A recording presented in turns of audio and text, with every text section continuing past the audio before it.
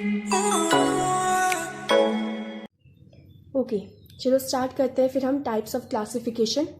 पहले वाले लेक्चर में हमने क्या पढ़ा था, प्लांट किंगडम के क्या क्या कॉमन कैरेक्टर्स या फिर फीचर्स होते हैं जिसके बेसिस में हमने सारे ऑर्गेनिजम्स को उनके अंदर भी वो सारे कैरेक्टर दिखने चाहिए, तभी उनको हम प्लांट किंगडम के अंदर रखेंगे। अब यहाँ पर है कि हमने किस बेसिस पे सारे प्लांट किंगडम में जो प्रेजेंट होते हैं ऑर्गेनिजम्स उनको डिवाइड किया हुआ है या क्या क्लासिफिकेशन का उसमें क्राइटेरिया रहा होगा। तो सबसे पहला सिस्टम जो था हमारे पास वो था आर्टिफिशियल सिस्टम ऑफ क्लासिफिकेशन।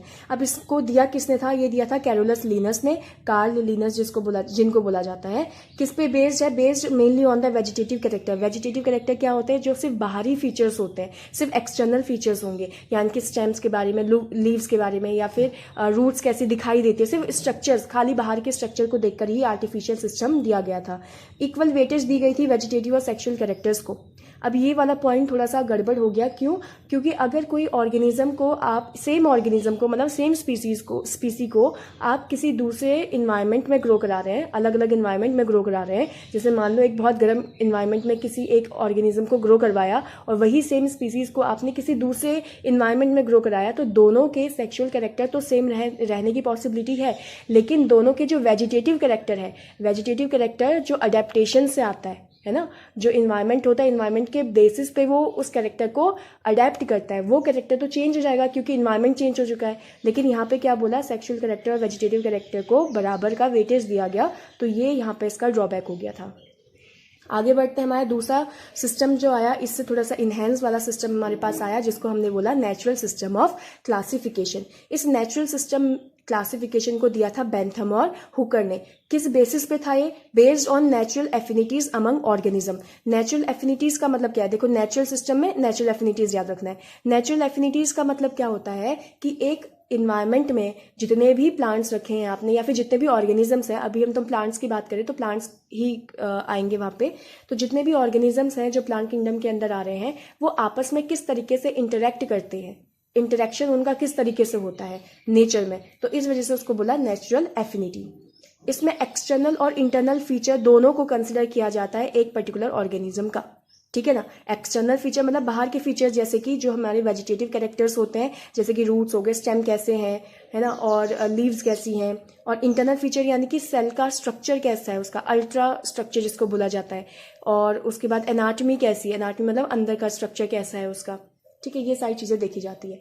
और यहाँ से एक और इम्पॉर्टेंट टर्म आता है हमारे पास, या लाइन आता है, स्टेटमेंट आता है, classification of flowering plants. Flowering plants क्या होते हैं? एंजियोस्पर्म।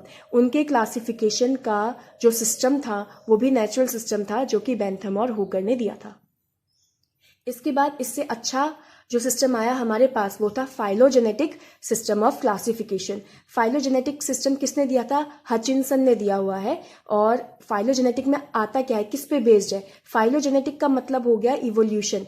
फाइलोजेनेटिक का मतलब क्या हो गया? इवोल्यूशन। तो यहाँ पे ये बेस्ड है इवोल्यूशनरी रिलेशनशिप बिटवीन ऑर्गेनिजम्स, यानी कि इसको समझते हैं कि एक ऑर्गेनिज्म या दो ऑर्गेनिज्म जो है, दो चार ऑर्गेनिज्म जितने भी हैं, उनके बीच में क्या कोई इवोल्यूशन का रिलेशनशिप है कि नहीं, क्या वो इवॉल्व हुआ है अपने पुराने वाले से नए वाले में, अगर वो कन्वर्ट हुआ है यानी कि इवोल्यूशन आया हुआ है, तो इस टाइप के रिलेशनशिप को हम क्या बोलते हैं? इवोल्यूशनरी रिलेशनशिप बोलते हैं। यहाँ पे क्या किया जाता है? Assume that organism belonging to same taxa have common ancestor, यानी कि हम ये मानते हैं, ये अज्यूम किया जाता है कि जो ऑर्गेनिज्म को हम सेम ग्रुप के अंदर रख रहे हैं, टेक्सा मतलब ग्रुप, सेम ग्रुप के अंदर रख रहे हैं, उनका जो एंसेस्टर होंगे, जो उनका पूर्वज होगा, जहां से वो बने होंगे, जहां से उनका ओरिजिन हुआ है, जो नए ऑर्गेनिज्म है, वो उनके एंसेस्टर वो कॉमन होंगे, तभी तो इवोल्यूशन रिलेशनशिप दिखाएंगे आपस में। ये क्लियर हो गया। इसके बाद हमारे पास क्या आया? Numerical taxonomy. न्यूमेरिकल मतलब नंबर से कुछ रिलेटेड है, टेक्सोनॉमी मतलब क्लासिफिकेशन, यानी कि यहाँ पे हमने क्लासिफाई किया है on the basis of numbers. अभी नंबर क्या है? सबसे पहले तो कुछ यहाँ पे कैरेक्टर्स हैं जो आप ऑब्जर्व कर सकते हो, सिर्फ ये ऑब्जर्वेबल कैरेक्टर्स पे ही लगेंगे, ठीक है। अब उन कैरेक्टर्स को जिसको आपने ऑब्जर्व किया है उसको नंबर्स के बेसिस पे और कोड्स के बेसिस में आपने असाइन कर दिया, यानी कि उन सारे कैरेक्टर्स को आपने नंबर्स और कुछ कोड्स प्रोवाइड करे, फिर उन कोड्स को और उन नंबर्स को डेटा के फॉर्म में स्टोर किया, ठीक हो गया। और ये कहाँ स्टोर होगा, किसके थ्रू होगा? कंप्यूटर्स के थ्रू होगा, ये चीज़ क्लियर हो गई। इसके बाद हमारे पास क्या आता है, साइटोटैक्सोनॉमी। साइटो का मतलब क्या होता है, सेल।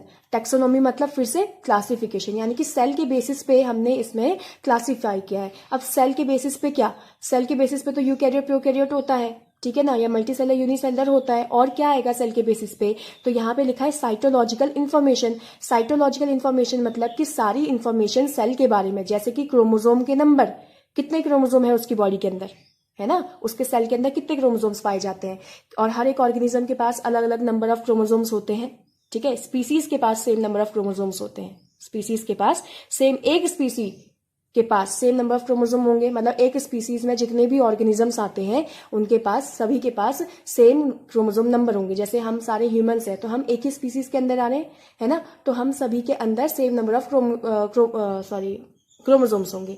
लेकिन अगर हम दो अलग अलग स्पीसीज को देखते हैं तो दोनों अलग अलग स्पीसीज में अलग अलग नंबर ऑफ क्रोमोसोम्स प्रेजेंट होंगे, ठीक हो गया। और फिर यहाँ पे स्ट्रक्चर्स, कि उन क्रोमोसोम का स्ट्रक्चर कैसा है या सेल का स्ट्रक्चर कैसा है, ठीक हो गया कि नहीं। उसके बाद लास्ट जो हमारे पास क्लासिफिकेशन है वो है कीमोटैक्सोनॉमी। कीमो मतलब केमिकल, टैक्सोनॉमी मतलब ग्रुपिंग या फिर क्लासिफिकेशन। अब कौन सा केमिकल, यानी कि जो प्लांट बना हुआ है वो किन किन केमिकल से मिलकर बना हुआ है। जैसे अमीनो एसिड हो गया तो कौन कौन से अमीनो एसिड्स होते हैं, उनसे मिलकर बना हुआ है। ग्लूकोज है तो किस टाइप के ग्लूकोज से मिलकर बना हुआ है, या किस टाइप के स्टार्च से मिलकर बना हुआ है। अगर फैटी एसिड्स है या लिपिड्स है तो किस टाइप के लिपिड से मिलकर वो बना हुआ है। तो इन सबको हम रखते हैं कीमोटैक्सोनॉमी के अंदर।